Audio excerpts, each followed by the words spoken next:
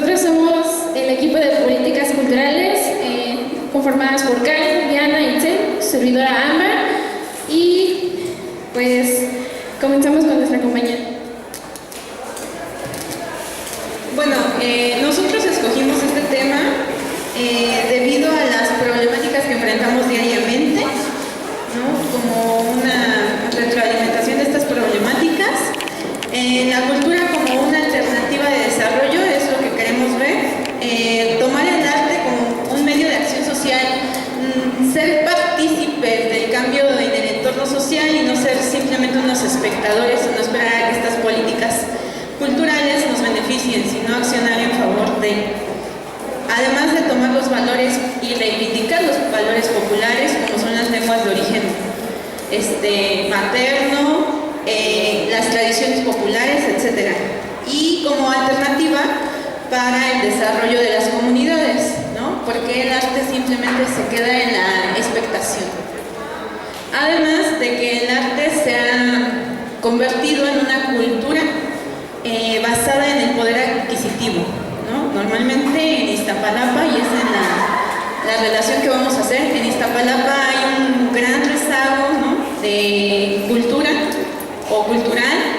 No es porque no exista, sino porque normalmente la mayoría de la población iztapalapense pues está como, no tiene el nivel adquisitivo para acceder a este tipo de espectáculos, aunque la cultura existe en todas sus vertientes, ¿no?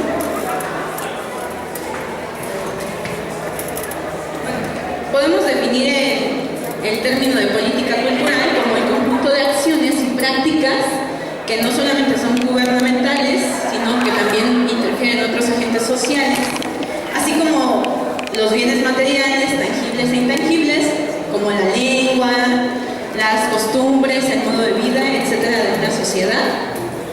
Estas crean un efecto positivo, o el fin de las políticas culturales es crear un aspecto positivo en las personas como en los territorios.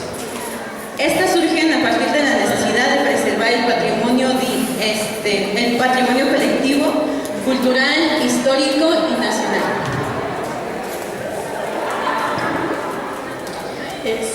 Sus objetivos de una política cultural es crear estrategias de convivencia, porque ya que, acaba de comentar que una política cultural surge o se aplica cuando hay un problema.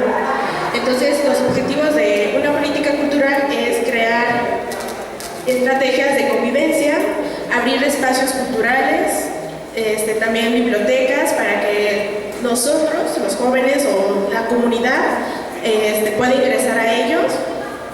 Igual, lo que buscan también las políticas culturales es de que estas instituciones no tengan un costo, para que ustedes puedan aportar, puedan asistir sin la preocupación de tener un gasto mayor, porque casi la mayoría de los centros culturales que existen o talleres, pues siempre pide pues una cuota o una ayuda.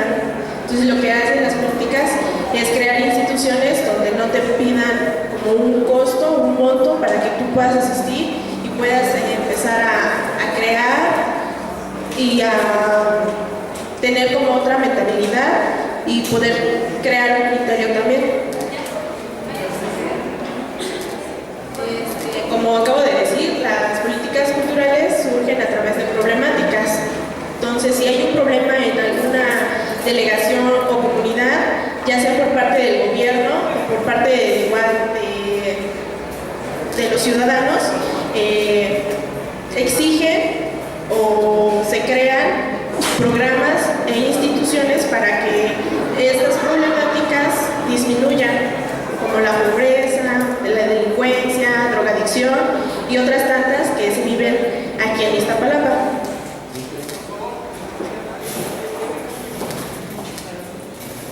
Buenas tardes, compañeros. Yo les voy a hablar sobre la problemática en Iztapalapa. La alcaldía como tal presenta un índice de población a comparación de otras muy alto, por lo tanto esta presenta altas demandas en distintos sectores, como puede ser drogadicción, deserción depresión en las familias, violencia, deficiencia económica, inseguridad sobre todo. Por lo tanto, al existir estos puntos o focos rojos, muchas veces pues esto genera problemas, ¿no? Entonces, por medio de esto podemos, o la alcaldía o el gobierno que se encarga de ellos, genera las políticas públicas para lograr desaparecer estos focos rojos, ¿no? Entonces es por eso que se ve en la necesidad de crear las políticas públicas.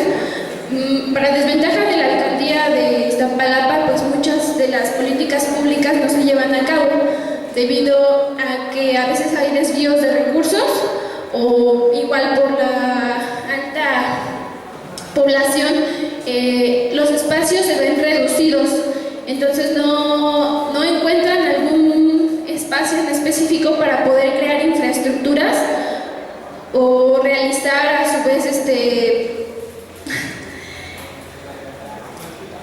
se ven limitados a realizar proyectos como lo que vemos aquí en Pilares o como la misma escuela, ¿no? De hecho, la escuela surge a partir de una política cultural que es a base del pueblo, de lo que pedían, de una necesidad, y se construye.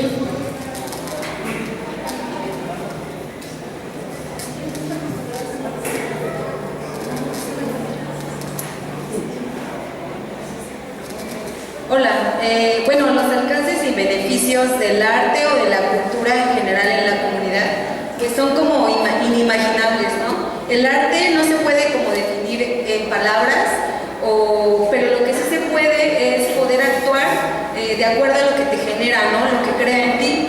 El arte es una interpretación del interior del individuo. A lo largo del tiempo, el hombre se ha ido desarrollando, ha ido creciendo y evolucionando en diferentes manifestaciones socioculturales. El acercamiento a nos permite ser mejores personas y por ende ser mejores con los demás. También nos permite entender cómo hemos crecido, cómo hemos evolucionado. El acercamiento a te hace ser una mejor persona, tener visiones claras, positivas para generar y para cambiar la sociedad, ¿no? Ya que la sociedad se desarrolla de una mejor manera con prácticas como tolerancia, respeto, empatía, sensibilización, ¿no? Si a ti te importa lo que pasa a otra persona, pues vas a actuar en consecuencia.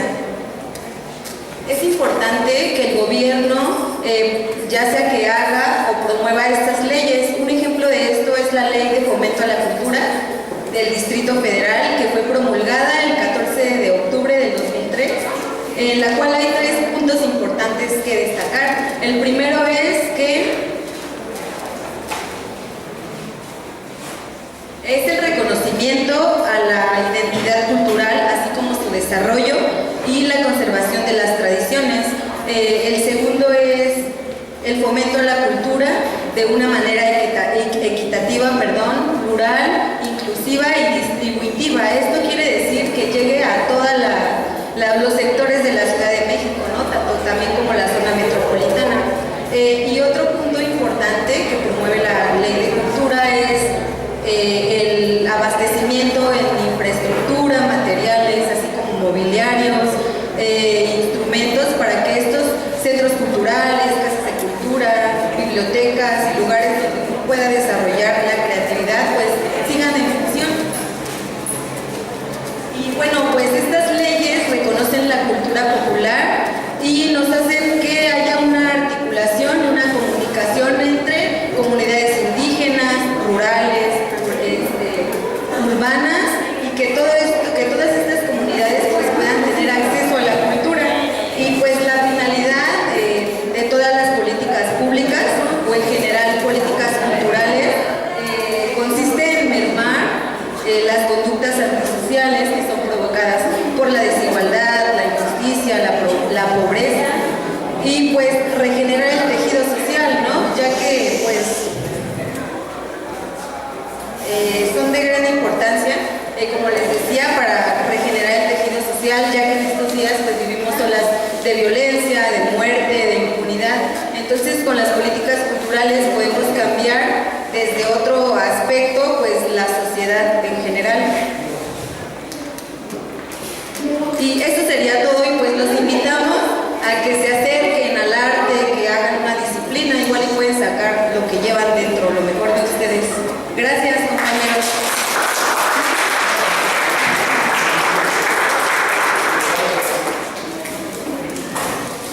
Bien, se encuentra la corrupción política en México contemporáneo.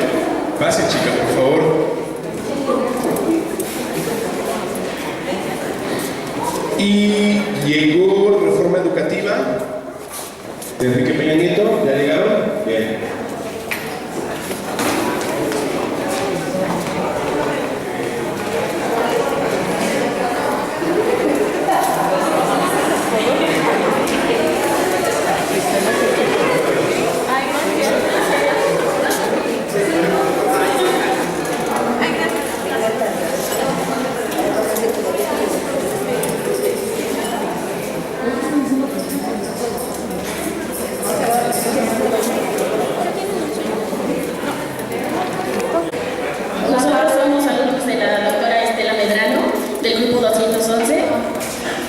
Y pertenecemos a la licenciatura de Ciencias Políticas y Administración Urbana. Nuestro equipo está integrado por Lizeth Ramírez, Silvia Sánchez, Juan Díaz y Arturo Contreras y su servidora Andrea Cervantes. Nuestro tema es la corrupción política en el México contemporáneo, comprendida en el sexenio del expresidente Enrique Peña Nieto en el periodo 2012-2018. Primeramente, el gobierno de México señala que la corrupción política son los actos cometidos por los funcionarios para beneficio propio. Algunas causas de la corrupción pueden ser formales. Tales son la delimitación, que no tenemos claro, la delimitación de lo público y lo privado, y de la inoperancia práctica por parte de nuestros funcionarios públicos.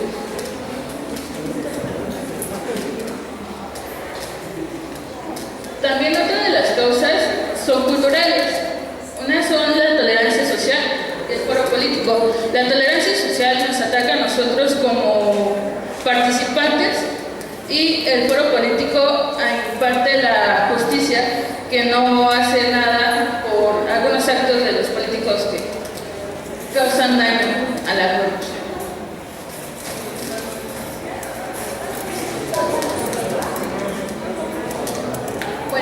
Bueno, algunas razones por las cuales se cometieron muchos actos de corrupción en el sexenio de Enrique Peña Nieto son 5. La principal sería la debilidad institucional.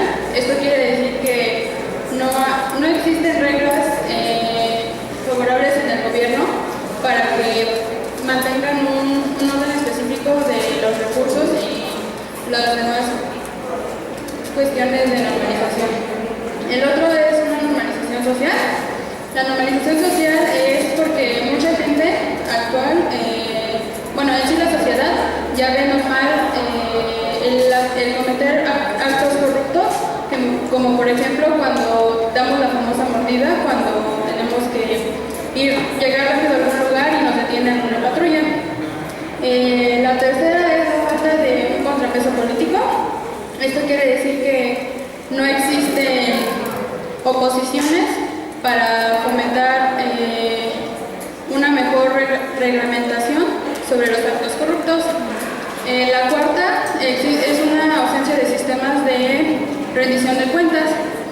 Como su nombre lo menciona, quiere decir que no hay un orden específico para que se realicen como la documentación exacta sobre el manejo de recursos y todas las políticas que se van a llevar a cabo. La quinta es la impunidad. Esto quiere decir que no existen órganos autónomos en específico principalmente para llegar a arrestar a los actores políticos cuando cometen corrupción.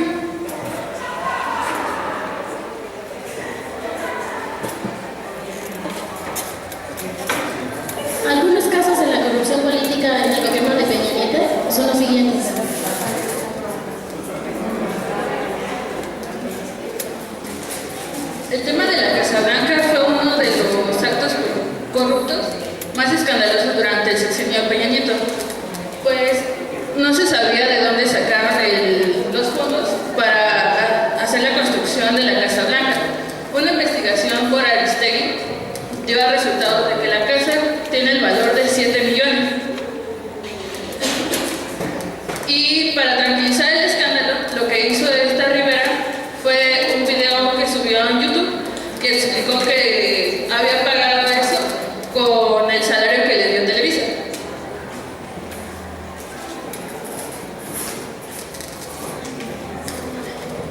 Bueno, el caso de Rosario y amigos es porque la exsecretaria de Desarrollo Urbano y Territorial de Sedatu, Cedesol, fue acusada principalmente por actos corruptos porque cuando los afectados por el sismo de septiembre del 2017 iban a recibir algún recurso, resultó que se entregaron más de 1 millón de tarjetas y resultó que 249 habían sido clonadas o entregadas sin fondos, y por esto fue acusada ella, pero hasta la fecha no hay como que aún cargos contra ella. Otro ejemplo de la corrupción del sexenio de Peña Nieto fue el gobierno espía, ya que el New York Times publicó un reporte con el cual decía que el gobierno mexicano obtuvo un software llamado Pegasus, con el cual pues estaban obteniendo información de los reporteros. Entonces, pues esta forma de corrupción es más bien faltándole al respeto, la libertad y los derechos de cada persona. Gracias. Este es uno de los casos más atroces, el de Ayotzinapa, que consistió en la desaparición forzada de 43 normalistas de Ayotzinapa Guerrero. Esta versión es la oficial, la que dio la PGR y la avalada por el entonces presidente Enrique Peña Nieto y denominada la verdad histórica. Pero encontraron incongruencias la Comisión Interamericana de los Derechos Humanos. Y entonces ellos hicieron mención, señalaron que fue un crimen organizado, no solo en los que participaron los Guerreros Unidos y los Rojos, sino también los policías municipales y los funcionarios locales, no siendo solo un caso de corrupción, reitero, sino también de violación a los derechos humanos.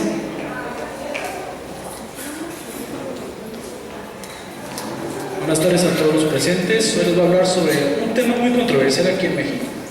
Desde hace muchos años siempre se ha manejado este gobierno por ser priista. En este año, el año pasado que fue el sexenio, que entró el sexenio Andrés Manuel López Obrador, cambió porque entró Morena. Pero vamos a hablar aquí de algo en específico, un presidente que para mí es el más corrupto de todos. Yo lo apodo el Cupérez. Enrique Peña Nieto, que fue el sexenio de 2012-2018. Para mí, este sexenio fue gobernado por muchos priistas. En total fueron 28 priistas gobernados en los 22 estados de la República Mexicana. Uno de ellos lo tenemos aquí, Javier Duarte, uno de los rateros más grandes de México, del estado de Veracruz, robándose más de 30,000 millones de pesos. Más sin en cambio, esperemos, y tengo la certeza de que ha entrado en este gobierno Morena, cambie esto de la corrupción, aunque la corrupción no se va a acabar, esa nunca se va a acabar. Nosotros mismos somos corruptos. Si hablamos de política podemos decir lavado de dinero. Si hablamos de corruptos nosotros, el cual le doy al profesor 50 pesos y pásame con 6 en el examen. Eso es ser corruptos. Todos somos corruptos, aunque digan que no. Es la corrupción. Eso ya no pasa. Bueno, para finalizar, la corrupción es el resultado de la mala praxis de los servidores públicos, la corrupción política en específico. Las áreas afectadas en las que se puede analizar así ambas grandes rasgos, pues son la económica, la política y la social. Pero ¿cómo generar un cambio? Esto sería participar, ¿no? Pero participar activamente. Y otra, al tomar la opción de elegir no solo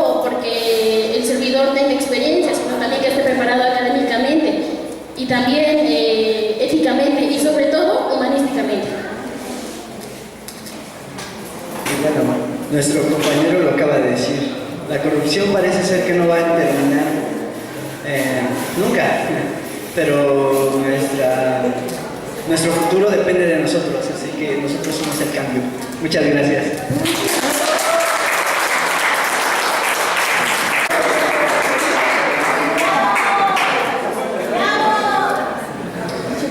Buenas tardes, nosotros les vamos a hablar sobre la reforma educativa en México contra la nueva reforma de Andrés Manuel López Obrador. Mi nombre es Adrián Mora, Jacqueline Elogio y Claudia Mireles. Bien, antes de comenzar con este tema, les voy a platicar un poco sobre qué es una reforma educativa. Una reforma educativa es la actualización constitucional y para mejorar el sistema educativo. Esta reforma tiene que ser propuesta por políticos y tiene que ser aprobada según la legislación de cada país. Debe de ser sometida a una serie de procedimientos de revisión y aprobación por parte de diferentes instancias para poder ser promulgada. Bien. ¿Por qué ha sido tan controversial este tema sobre la reforma a partir del sexenio de Enrique Peña Nieto, el expresidente?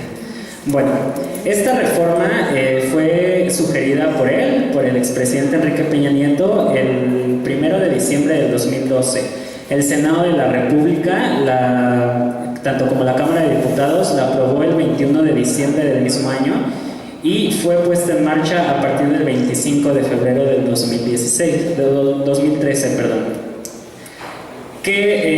Esta reforma tenía instituciones que la acompañaban, que era el INE, el Instituto Nacional para la Educación,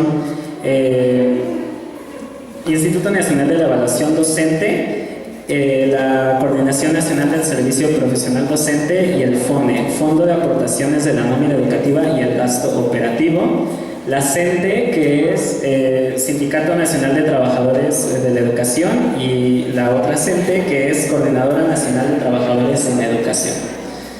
Bueno, estas tres instituciones fueron los pilares de esta reforma educativa. Pero bueno, ¿por qué era tan controversial este tema? Si al final de cuentas una reforma educativa se buscaba mejorar la educación en México. Principalmente los primeros en alzar la mano eran los profesores de educaciones escuelas rurales, y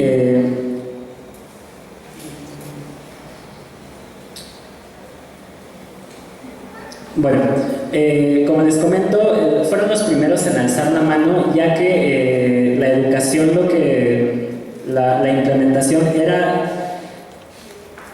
realizar un examen a los docentes que los perjudicaba, ya que no tenía preguntas relacionadas con la docencia, sino preguntas contra reglamentos.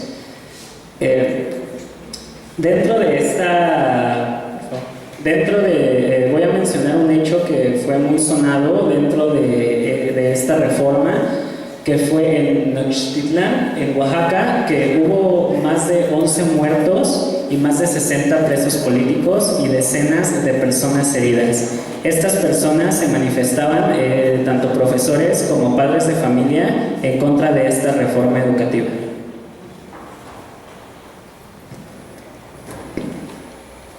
Algunos de los objetivos fundamentales de esta reforma era responder a una exigencia social para fortalecer a la educación pública, laica y gratuita, asegurar una mayor equidad en el acceso a una educación de calidad, fortalecer las capacidades de gestión de la escuela, establecer un servicio profesional docente con reglas que respetan los derechos laborales de los maestros, propiciar nuevas oportunidades para el desarrollo profesional docente y directivos, obviamente, sentar las bases para que los elementos del sistema educativo sean evaluados de manera imparcial, objetiva y transparente.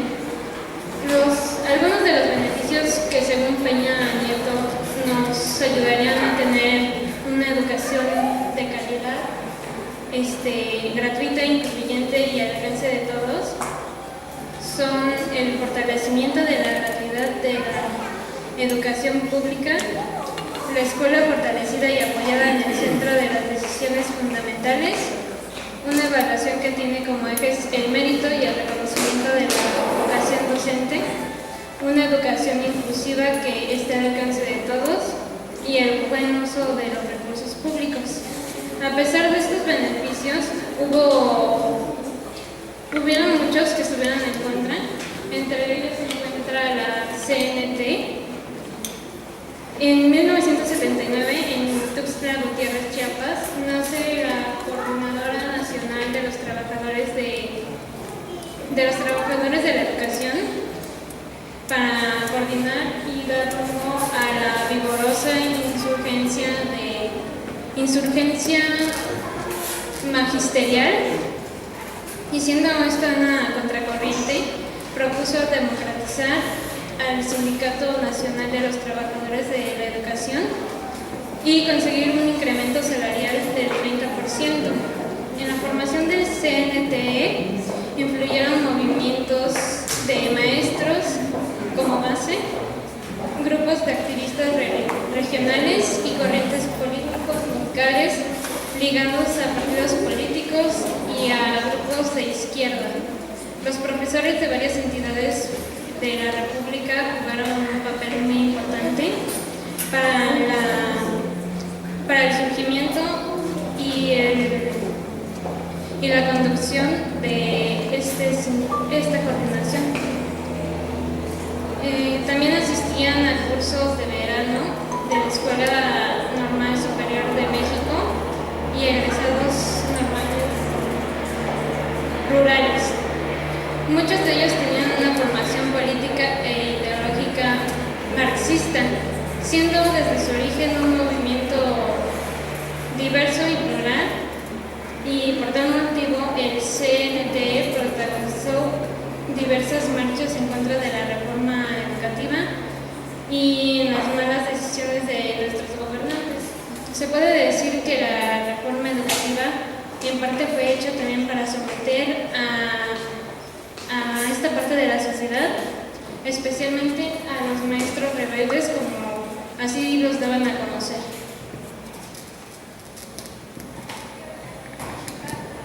Pero en este momento haremos un alto y nos preguntaremos ¿por qué la educación no tuvo cambios con la reforma educativa? Hoy sabemos que Enrique Peña Nieto solo fue un operador de la reforma educativa y que fue impuesta por gobiernos anteriores y por algunas empresas como lo son el Banco Internacional, el Fondo Monetario Internacional, como algunos otros, como se mira en la pantalla. La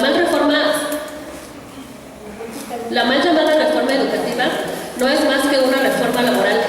Enrique Peña Nieto se deslindaba de despidos por medio de una evaluación poco congruente, pues esta no medía el conocimiento por preguntas relacionadas a la docencia, sino que estaba compuesta en su mayoría por preguntas sobre reglamento y procedimientos burocráticos. Cuando los profesores no pasaban esas pruebas, no se les quitaba el empleo, sino que se les bajaba de rango y los profesores en ocasiones llegaban a ser hasta jardineros o personal de intendencia. Es por eso que los maestros en desacuerdo presentaban su renuncia. Estas plazas se quedaban vacías y entonces lo que es el Sindicato Nacional de Trabajadores de la Educación, guiado por el maestro Gordillo, ella proponía al siguiente maestro para poder ocupar esta plaza. Sin embargo, hoy sabemos también que esos pseudo profesores no eran profesores o que no sabían absolutamente nada de docencia, solamente ocupaban esas plazas para seguir ganando dinero. Y los maestros, los que realmente eran maestros, pues salían a las calles a manifestarse.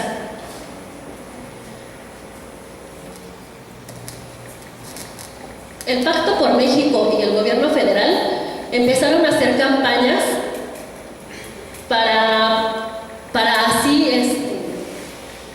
convencer a los maestros y a la sociedad en general de que la reforma educativa era benéfica para todo el pueblo.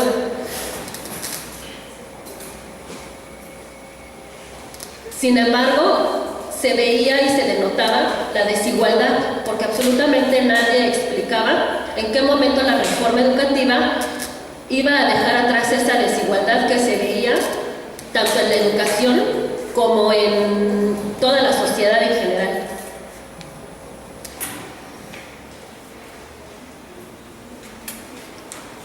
El 16 de abril del 2019, Andrés Manuel dirige un memorándum en el cual está derogando la reforma educativa.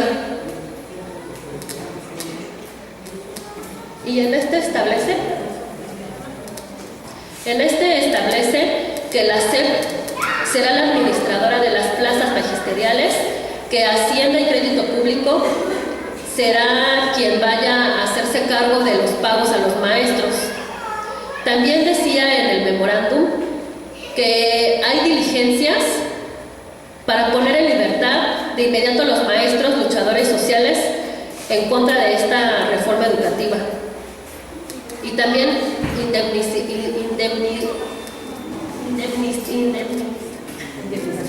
indemnizará a familiares de quien perdieron la vida en el caso de Nochistlán, Oaxaca, el 16 de junio del 2016.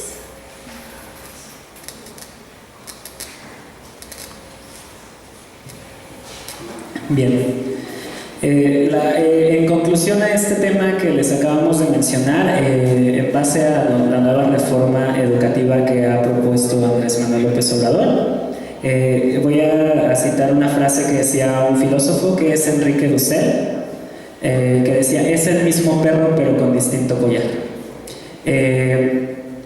Esta reforma, la nueva que ha implementado Andrés Manuel López Obrador, han quitado el examen, han cambiado la nómina, se van a encargar la CENTE de las plazas para evitar la corrupción. Pero como tal, la educación sigue siendo precaria. Nada más beneficia tanto a los maestros, pero no tanto a los alumnos como tal, que es la finalidad con la que se hace esta docencia. Muchas gracias.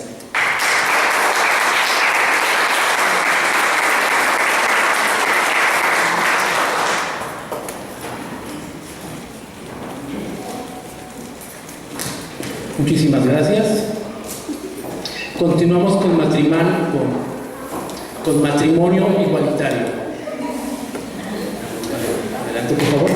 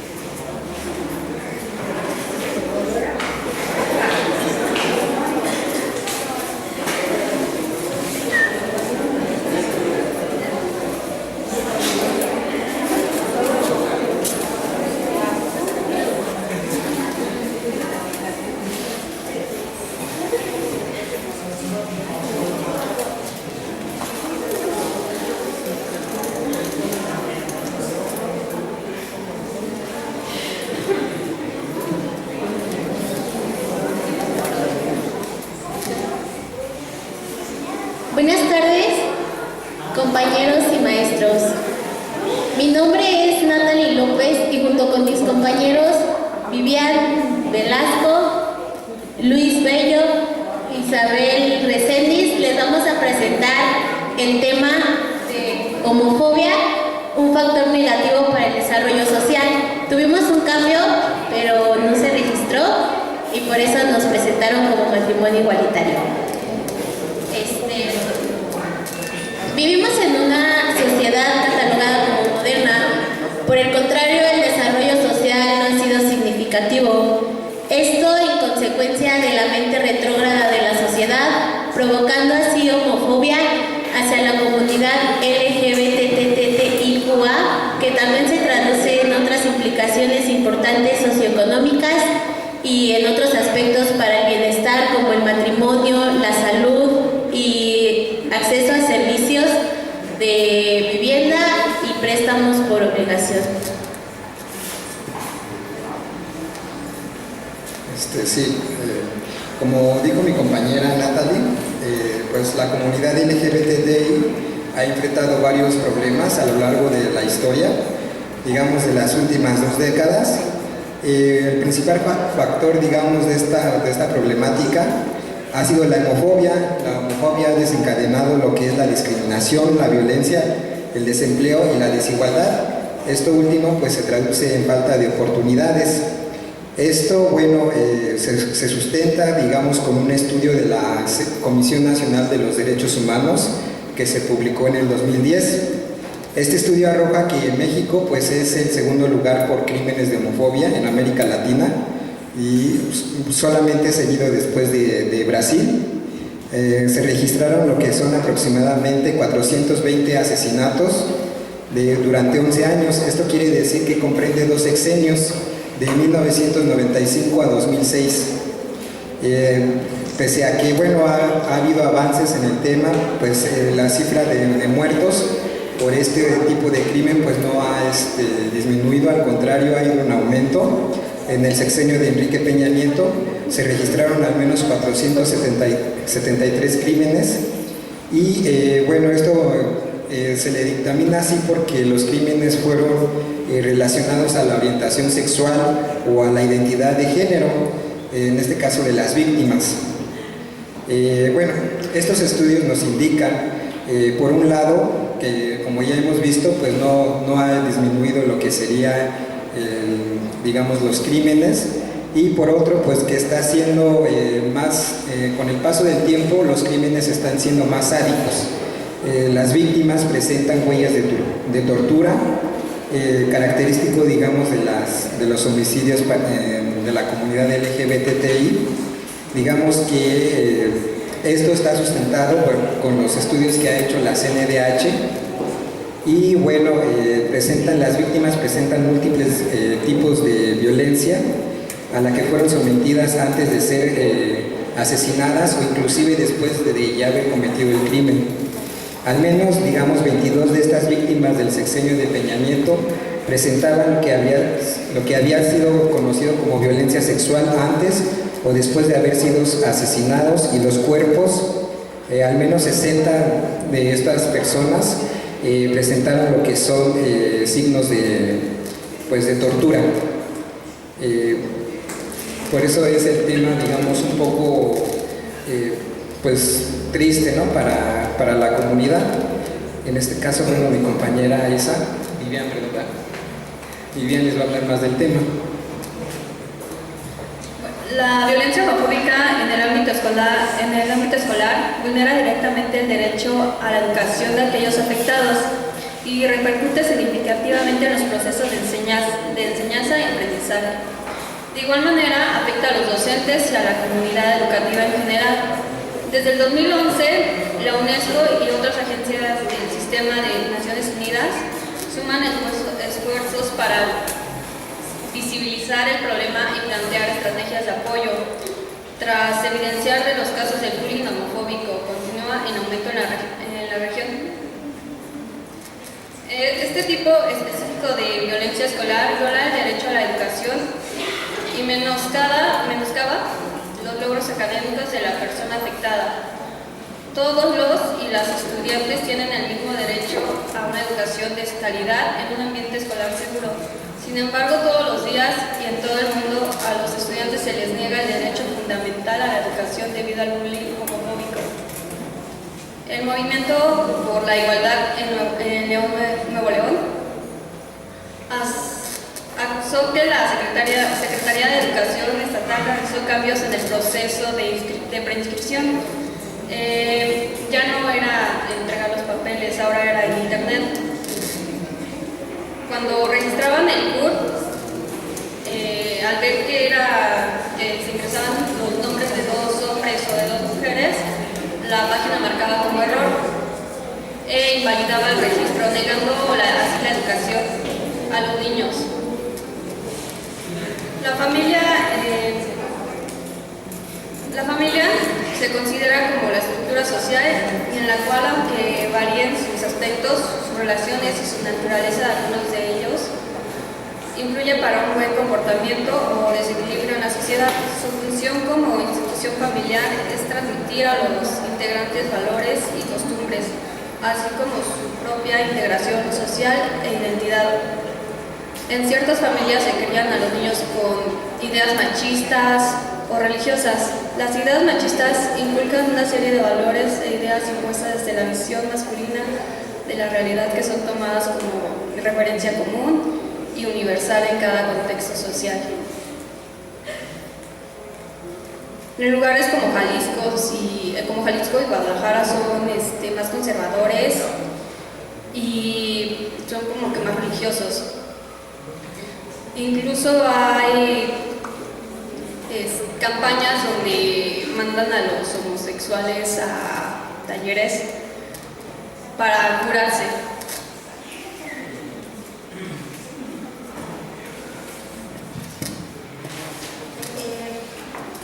La Organización Panamericana de la Salud desde el 2012 publicó que cursos para sanar o para recrear el alma o así, todos son fraude. O sea, ninguno va a sanar tu homosexualidad porque oficialmente a partir del 2005 dejó de ser una enfermedad.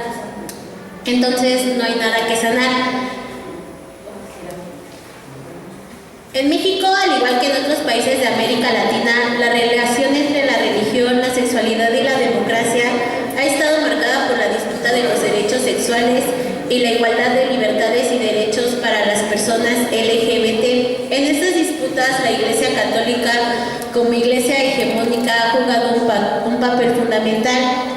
Aun cuando se ha registrado un desquebrajamiento desde su interior por los usos y abusos de sus autoridades, pero sobre todo por los casos de pederastía que pues revelan una faceta que moralmente no está en la sexualidad clerical.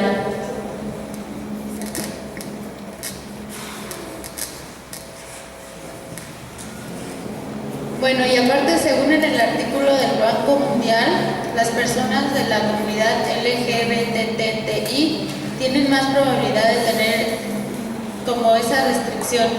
O sea, y aparte por eso pues están entre el 40% más de la población pobre. El director del Instituto de Fondo de Nación de la Vivienda para el Trabajo, o sea, el Infonavit, Carlos Martínez Velázquez, dijo que negar el matrimonio a las parejas del mismo sexo les provocaría daño social y económico, ya que pues ellos no pueden comprar una casa y, como todo el mundo sabemos, ¿no? Pues se juntan los puntos como ayuda como de cónyuge para poder obtener una mejor vivienda, y al ser del mismo sexo pues obviamente pues no pueden tener este tipo de créditos. Entonces eso afecta tanto pues en su economía, en la sociedad y también pues como para su patrimonio familiar. El Instituto Mexicano del Seguro Social refirió su compromiso institucional, expresando en el programa del IMSS Bienestar para toda la vida, de generar mecanismos para la atención adecuado para la personas de LGBTI. El pasado 14 de noviembre se hizo pública mediante las redes sociales la foto de volante del instituto con lineamientos para que alguien pueda donar sangre. El punto número 13 dice claramente que no se acepta bisexuales, homosexuales que ejerzan la prostitución y que tengan prácticas sexuales de riesgo.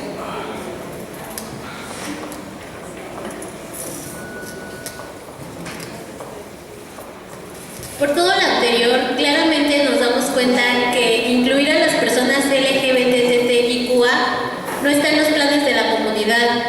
¿Qué provoca esto? Claramente que el desarrollo social no sea sustentable, porque el primer ejemplo que dimos fue de los asesinatos. Están privando a las personas de vivir, en primer caso, de la vida. En segundo, tenemos que privan a las personas LGBTQIA de la salud, siendo que no dejan ser donantes. El problema que tienen los homosexuales no es su orientación sexual, sino la actitud de la sociedad respecto a esta. Asimismo, que porque un sujeto tenga una identidad sexual distinta a la heterosexual, no tiene por qué ser considerado ni enfermo, ni ilegal, ni ciudadano de segunda categoría. En definitiva, las personas LGBTQIA son objeto de agresiones negativas provocada por una desaprobación social que genera discriminación, entendida esta como toda distinción o exclusión que basada en preferencias sexuales tiene por efecto impedir la validez de sus derechos, la igualdad real de oportunidades o bien que nieguen a una persona un servicio o prestación a la que tenga derecho. Yo y mis compañeros sostenemos que el odio, rechazo, aversión y prejuicio hacia estas personas generan un impedimento en su desarrollo económico, social y cultural.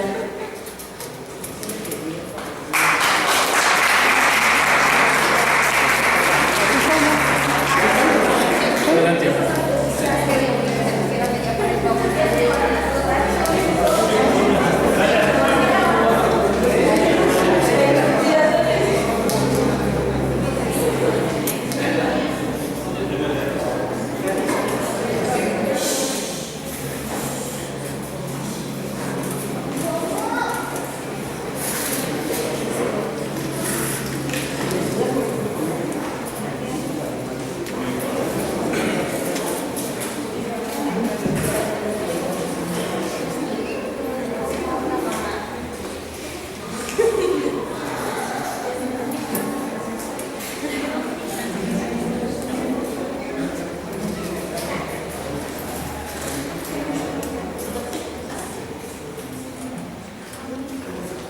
Bien, buenas tardes, comunidad guasemita.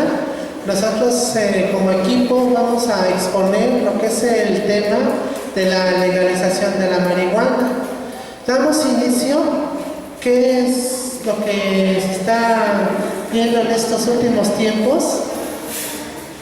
Estamos viendo que la hierba que ha sido penada durante tantos años y que incluso se castigaba con cárcel quien poseyera, sembrara, cosechara, incluso la consumiera, pues ahora se está buscando el modo de que ésta sea legal. Y pues aquí tenemos una introducción, como pueden observar, qué beneficios trae lo que es el cannabis, o sea la marihuana, que comúnmente se le conoce. Pues aquí tenemos que se están abriendo, pues como pueden observar, campos de investigación, terminando con el tabú de la misma. Con esto mejorará la economía en el país, bueno, pues que está todavía bien jodida. Se contribuye al control de diferentes enfermedades, bueno, que las vamos a ver más adelante, que también nos promete una mejor calidad de vida. Bueno, pues esperemos que esto funcione a la larga y pues sea beneficioso para todos. Y pues prolongar la vida en cada paciente que tenga que tomar algún medicamento que depende actualmente del mismo. Y pues aquí tenemos aquí a mis espaldas que es la marihuana o el cannabis. Si se alcanza a observar, bueno, es que sí tiene un poquito el texto largo, pero voy a resumir. El cannabis sativa es el nombre científico de la especie más conocida en México, perteneciente a la familia Cannabaceae, que quiere decir su género en el cannabis es que este maneja 13 tipos de especies, entre ellas está la sativa, la índica, la americana, sus tipos de semilla, anatomía, entre otros. Y pues aquí tenemos varias sustancias con interés medicinal. Como aquí podemos observar que no son para nada psicoactivos, sino que esta trae una sustancia para que en el cerebro que genera la dopamina ejerza funciones que el cuerpo ha dejado de ejercer para pacientes que padecen una enfermedad crónica. O para citar un ejemplo, la diabetes tipo 1 y la tipo 2. Pues aquí tenemos lo que es la historia del cannabis. Y aquí mi compañero mi compañero Kevin les dará los detalles. Bueno, la historia de la cannabis empieza hace 6.000 años antes de Cristo, pero en China se empezó a utilizar hace 3.000 años. Lo empezaron utilizando para calmar, para tratar la impotencia, para tratar problemas como la diarrea y problemas menstruales. Después se fue corriendo a la India. De la India tuvo los mismos usos, pero tenían algo muy peculiar. Ellos pensaban que con el humo de la marihuana iban a poder quitar la brujería. Bueno, después dato hacia México. Me recorro un poco hacia México, que fue traída gracias a los españoles.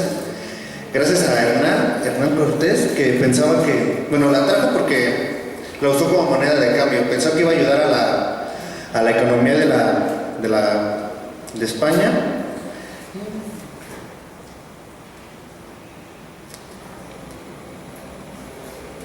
Bueno, se fue utilizando poco a poco, pero se fue prohibiendo en México porque en la Revolución incluso hay muchos datos históricos donde no se está utilizando como es, como se tenía que haber utilizado, como un medicamento, y no. En los mismos datos de la Revolución Mexicana se pueden dar, podemos observar que se está consumiendo ilegalmente para uso lúdico.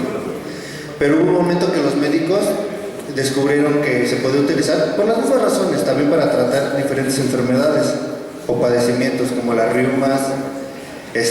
Repito, también lo utilizaron para la diarrea u otras cosas más.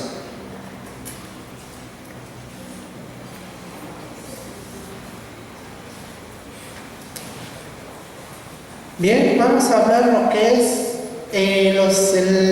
la propuesta de legislación.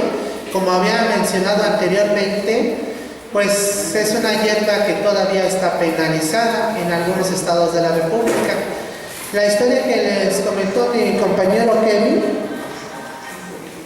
pues vamos de ahí, perdón, se me fue la gana. Sí, vamos a ver cuáles son los cambios que se están proponiendo. Tenemos en primer lugar el núcleo de la propuesta, que se dirige a permitir el uso terapéutico y científico de la marihuana, ya que con este fin se pretende autorizar la investigación y sus principios activos.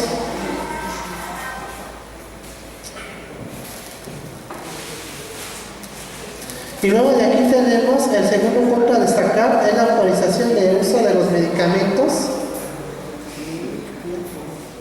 basados en la marihuana y sus principios activos, tanto si son importados como si en un futuro se elaboraran y comercializaran medicamentos, sobre todo aquí en México. Y estos gramos que están permitiendo actualmente es hasta 28, pero pretenden aumentar más para que el efecto del cannabis sea más efectivo y con ello también se pretende lo que es acabar con los negocios lucrativos de las farmacias, que actualmente lucran con la enfermedad del paciente. Y también tenemos este punto importante: busca que se deje de perseguir el consumo, teniendo efectos en el uso recreativo de la sustancia.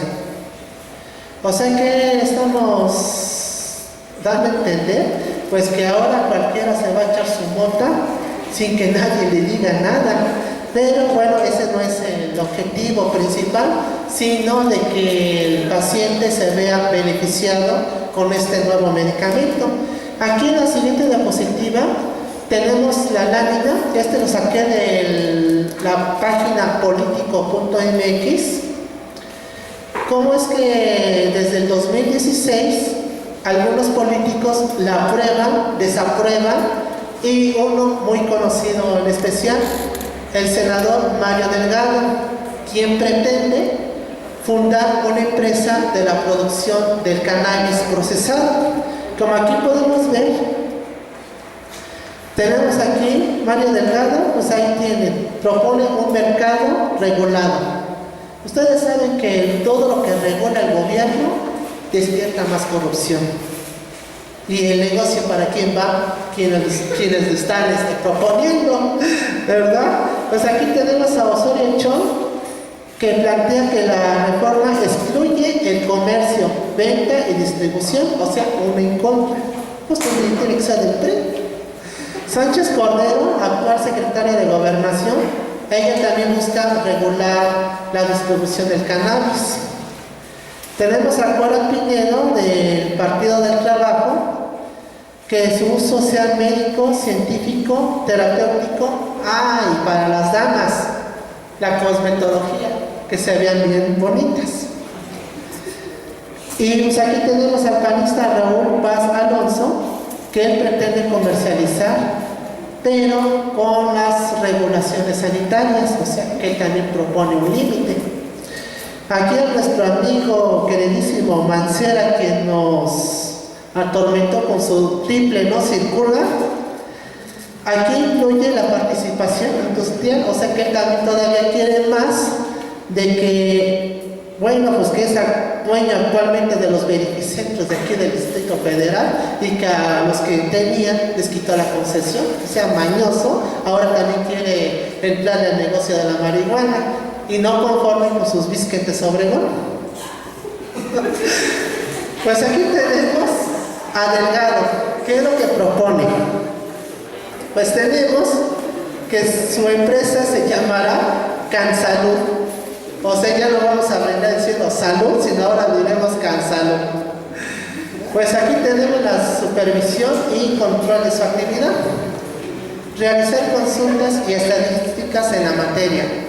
Luego aquí tenemos que esta va a estar a cargo de productores franquiciatarios que venderán a menudeo, o sea, pues no quieren irse sin ganar algo, manejar todo a través de franquicias, como es la actual Similares, la gasolina Pemex, que son franquicias, ¿verdad? Y pues aquí tenemos que se usará nada más personal. No se necesitará permiso o licencia, o sea que va a estar ampliamente libre. Poseer, cultivar o procesarla hasta 6 plantas máximo. Pero eso sí, prohíbe su uso en espacios públicos, como es actual el uso del tabaco. Porque la marihuana, como ya le hemos olido, pues no es nada agradable su olorcito. Pues ahora pasa con mi siguiente compañero, qué efectos medicinales genera el cannabis y sus efectos secundarios. Sí, es un antiinflamatorio, es un analgésico, es un anticonvulsivante, relajante muscular, antitumoral, antináusico y antivomitivo, antiespasmódico, estimulante de apetito, regulador de la inmunidad, antioxidante, preventivo de la recaída del síndrome de abstinencia.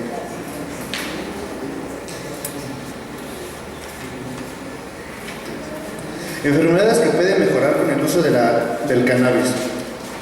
Como ya lo habíamos mencionado, bueno, voy a citar algunos, que es la epilepsia, el Parkinson, Alzheimer, esclerosis múltiple, síndrome de Tourette, autismo, enfermedad de Crohn y otras. Náuseas, vómitos, anorexia, bueno, entre otras cosas.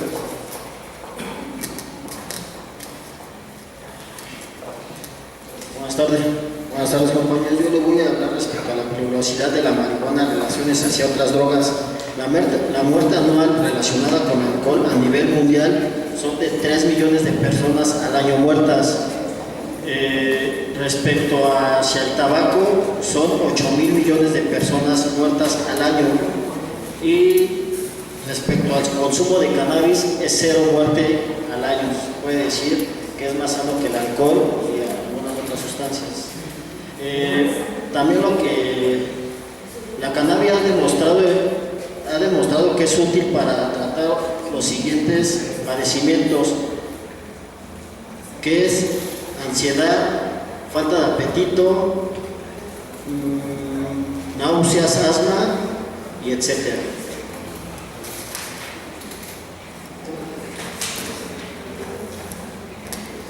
Bueno, les voy a hablar del primer paciente legal en México. El primer paciente legal es una niña de 8 años que sufría, bueno, tiene un tipo de epilepsia, que al día sufría 400 ataques, y sus papás son originarios de Monterrey. Ellos pelearon para que su hija tuviera un tratamiento que era en base a la marihuana. Pero, bueno, sí se les dio el tratamiento, sí se les dio el permiso, pero aquí no lo podían tener. Tenían que viajar a México, a Estados Unidos, comprar el medicamento siempre y cuando trajeran un permiso que les daban aquí en México. Y cada año tenían que dar una evaluación del mejoramiento de la pequeña. Y el primer año y hasta la fecha, la niña de 400 ataques que le daban al día, nada más le dan 20 ataques al día. Para concluir esta exposición, lo voy a hacer muy breve. Nosotros estamos a favor de la legalización de la marihuana en el ámbito medicinal porque estamos a favor de la vida, en la prolongación de la vida de los enfermos y una esperanza de vida. Gracias.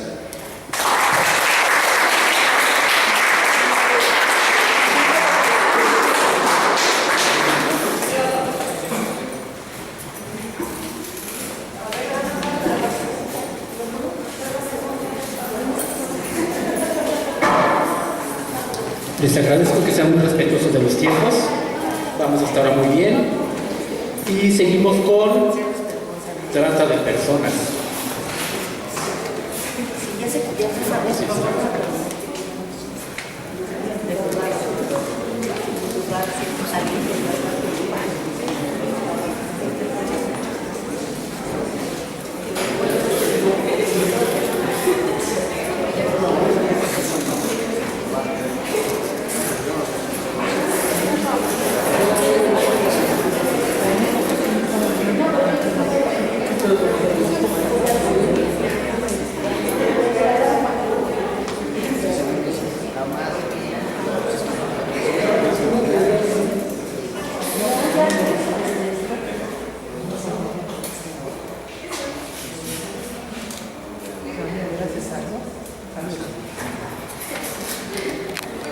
Bueno, buenas tardes.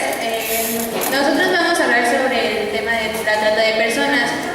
Mi equipo está conformado por Andrés, Emiliano y su servidora Jocelyn. Escogimos este tema porque últimamente en México creo que todos hemos sido testigos de las desapariciones que han habido. O sea, y lo que nosotros tratamos o queremos es que esto se erradique, ¿no? Y bueno, la trata de personas es un problema social considerada como una forma contemporánea de esclavitud, comercio ilegal de las personas con propósitos de explotación sexual, trabajos forzados, extracción de órganos. Bueno, la extracción de órganos sabemos que son para venderlos en el mercado negro. Normalmente es donde se dan, donde terminan. Y bueno, mayormente se ven encuentrar las mujeres, los adolescentes, niños, indígenas, migrantes, ocasionando que pues, el porcentaje de desapariciones aumente en los últimos años. En el norte del país, los registros sobre la violencia desde hace 12 años se pueden encontrar muchos casos sin resolver sobre mujeres que han desaparecido y bueno, también han sido encontradas con signos de tortura o violación. Y bueno, en el periódico Milenio se nos menciona que uno de los datos que más alarman es que México ocupa el 5º lugar en trata de personas.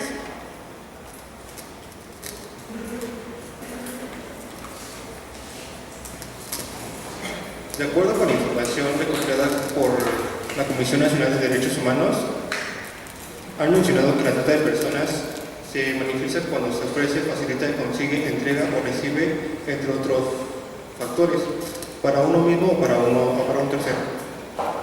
Inclusive en el periódico El Universal hay un análisis que hizo de los estados que han sido afectados por este grupo delictivo, que son la Ciudad de México, Chihuahua, Estado de México, Hidalgo, Nuevo León y Tlaxcala, pues es obviamente donde se encuentra este grupo delictivo. Hay otros estados que obviamente no han tomado cartas en el asunto sobre esta situación, por el ejemplo que tenemos Zacatecas, California Sur, Aguascalientes, Nayarit, Morelos y Jalisco. Estos son los estados que no han tomado cartas en el asunto, ya que nosotros creemos que los policías o funcionarios públicos han sido sobornados por estos criminales.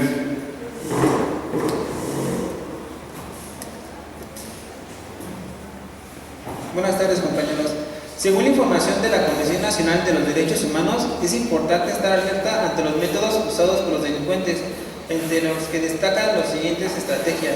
Este tipo de personas o delincuentes ocupan diferentes formas para ilusionar a una persona, sea mujer, sea hombre, para que poco a poco vaya cayendo y al final de cuentas sea víctima ante esto. Le voy a dar unos ejemplos. Uno de los que son, se ha realizado ofertas de trabajo que no son ciertas o que lo son en parte.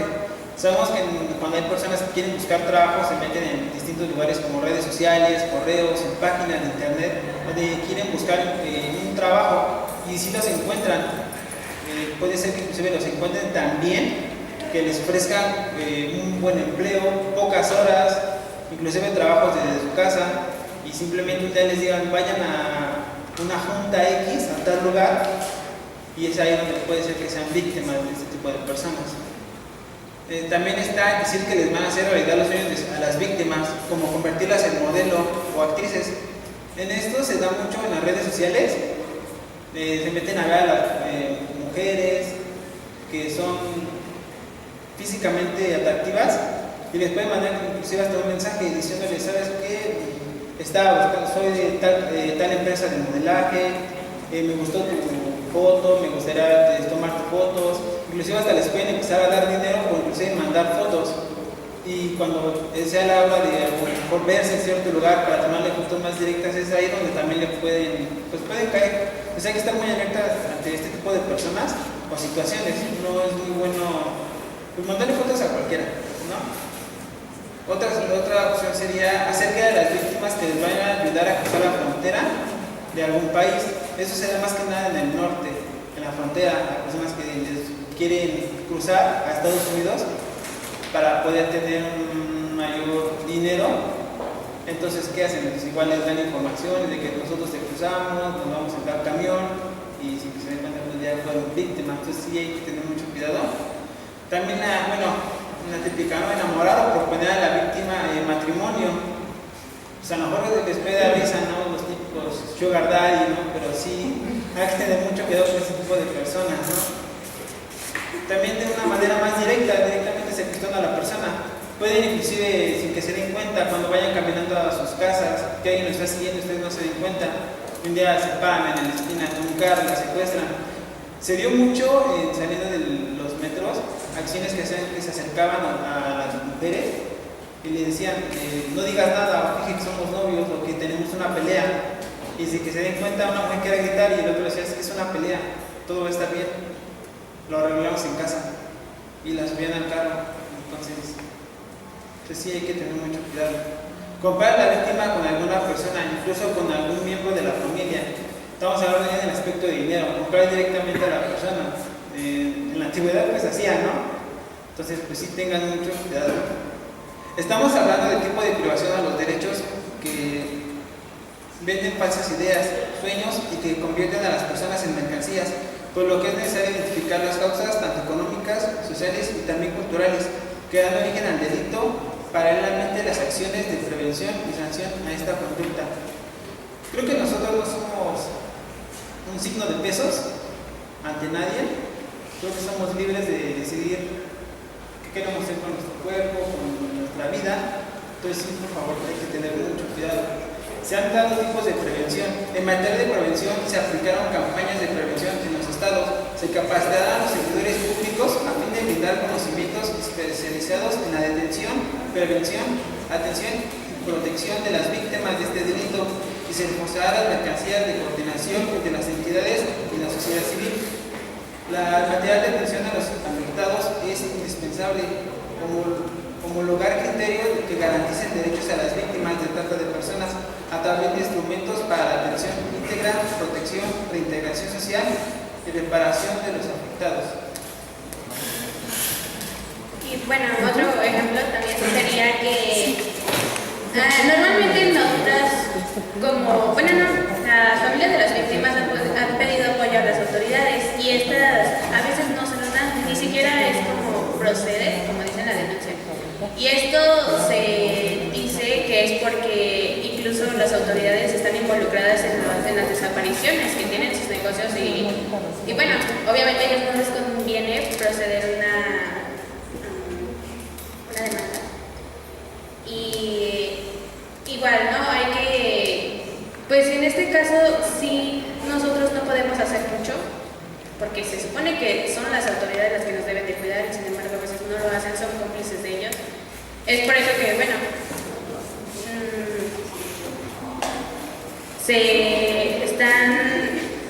sostenemos que el tema de la trata de personas se debe de considerar de gravedad, pero para la sociedad y para el país, y se deberá de impartir talleres donde se pueda concientizar a las personas de no caer en promesas falsas de personas ajenas. Y bueno, pues esto sería todo. Gracias por la atención.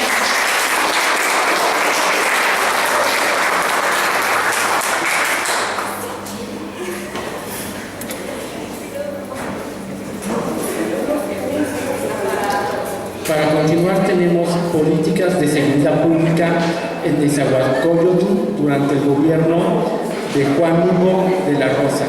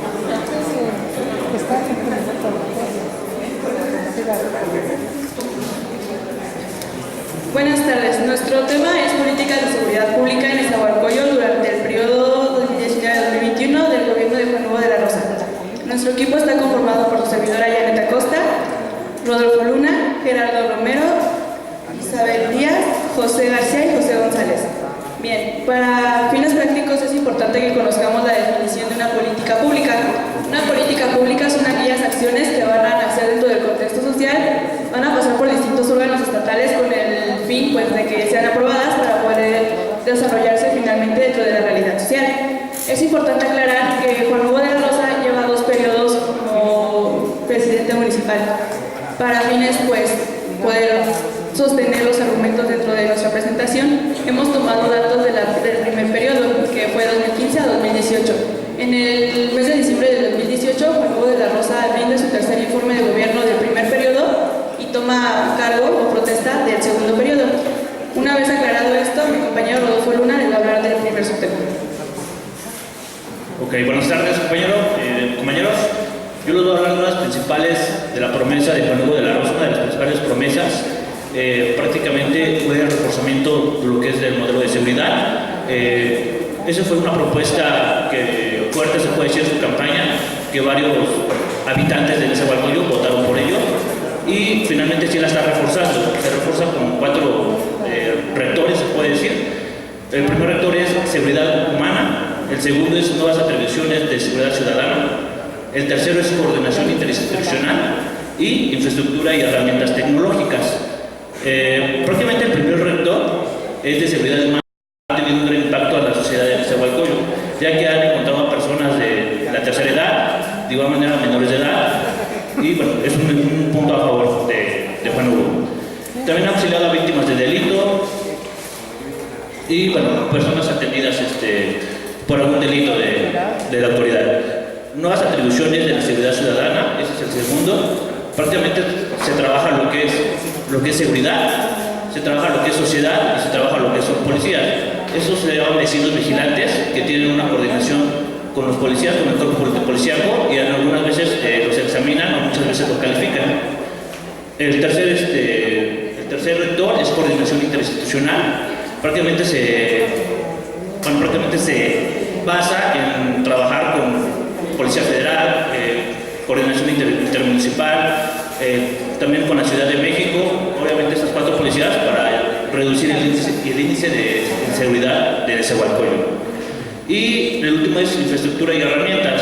Se trabaja con video de vigilancia, algunas aplicaciones, pero este tema lo va a hablar un poquito más mi compañero Gerardo. Por favor.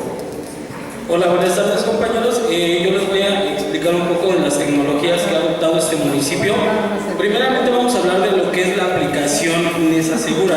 Es una aplicación la cual tiene principalmente lo que es presentarle a la ciudadanía cómo pueden obtener ayuda de no solamente de una policía, también de un bombero, de ambulancias.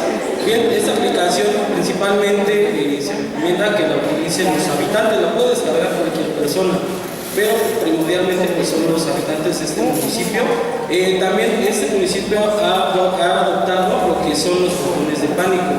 Bien, al momento, bueno, el objetivo de este presidente es instalarlo en todo el municipio, pero actualmente solamente lo tiene funcionando en las colonias con más incidencia delictiva.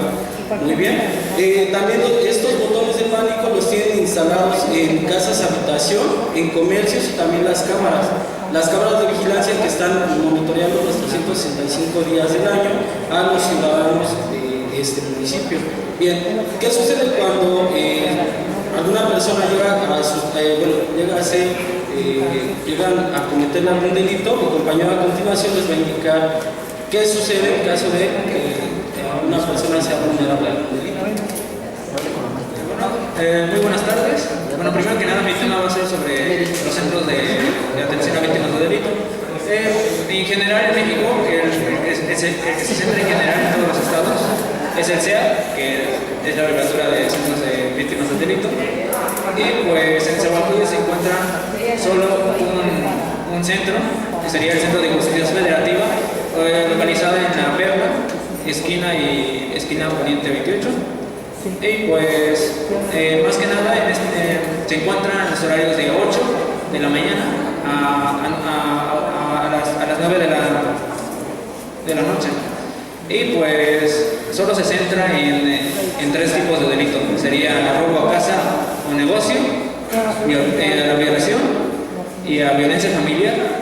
Y pues dan diferentes tipos de apoyo, como la atención jurídica o la asesoría jurídica, que digamos que te dan un experto en el ámbito para que oriente al victimario a poder demandar, a poder demandar el delito y más que nada pues llevarlo a corte para que se haga justicia ante este delito.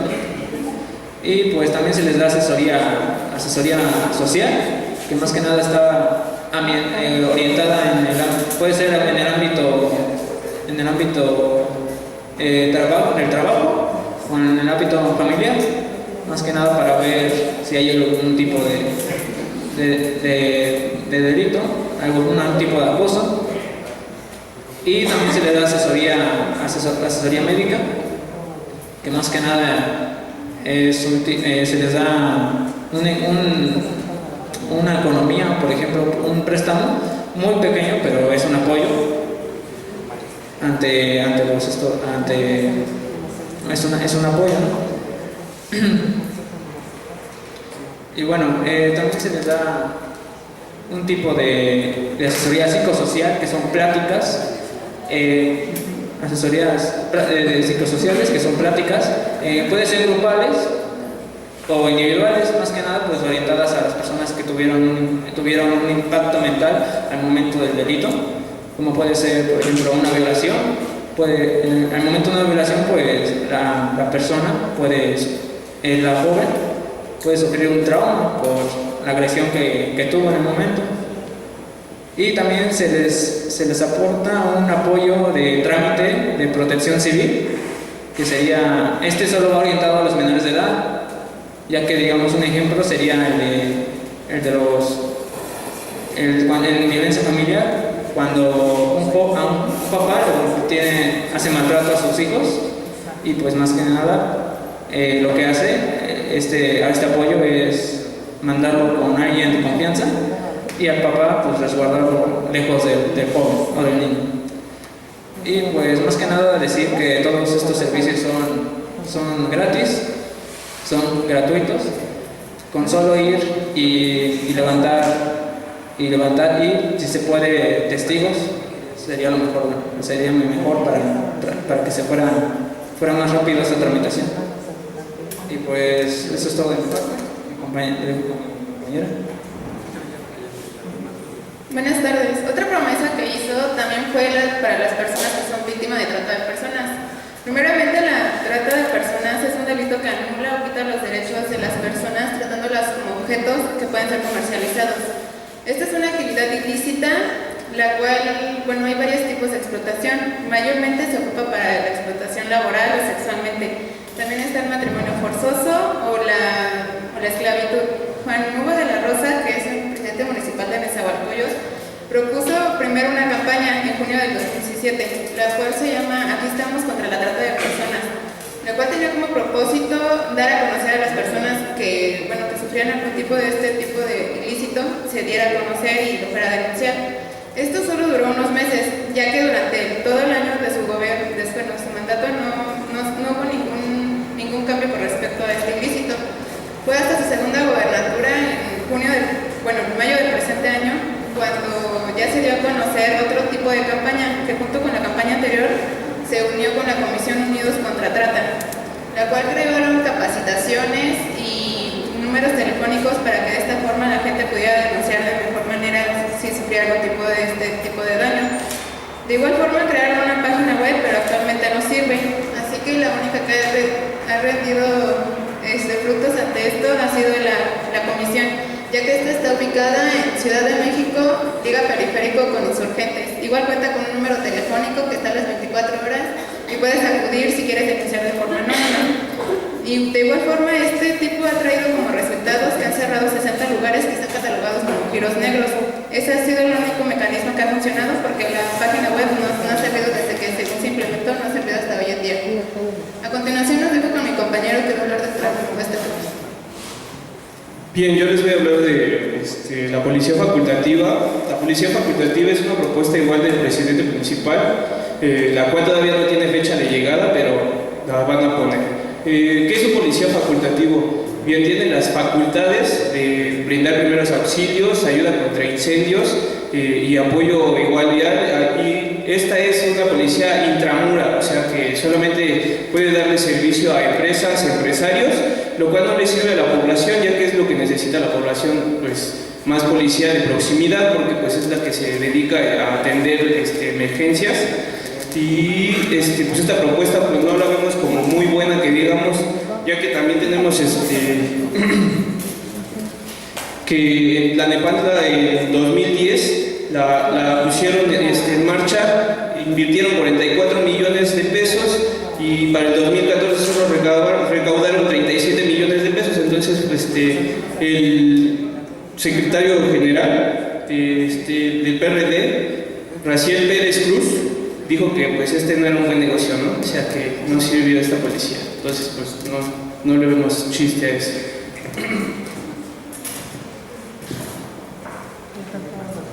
En conclusión, podemos decir que las propuestas o políticas que pues se han ido implementando dentro de este gobierno de dicho presidente pues resultan muy favorecedoras. Por ejemplo, aquí les pongo unas cifras del semáforo delictivo del mes de septiembre. Es una comparativa del año 2018 con el 19, es decir, sus dos periodos. ¿Por qué de septiembre? Porque el semáforo delictivo va 2 meses atrasado, es decir, apenas se van a publicar las del mes siguiente. Entonces es importante como comparar, ¿no? Tenemos que los homicidios pues sí disminuyeron, estaban de 21, bajaron a 13. Sí es cierto que no todas las cifras bajaron, incluso algunas aumentaron, pero no podemos erradicar la violencia del 100%, ¿no? La delincuencia no puede determinarse de un día para otro, ni de un sexenio o de un periodo para otro. Entonces, nosotros concluimos que pues si se sigue con estas políticas, con estas estrategias, la policía de Nezahualcóyotl pues podría ser un ejemplo como para las demás, en este caso alcaldías y en el caso del estado pues municipios, para que se coloquen como ella, que se encuentra en una de las primeras 5 mejores policías del país. Y eso es todo de nuestra parte. Si tienen alguna duda,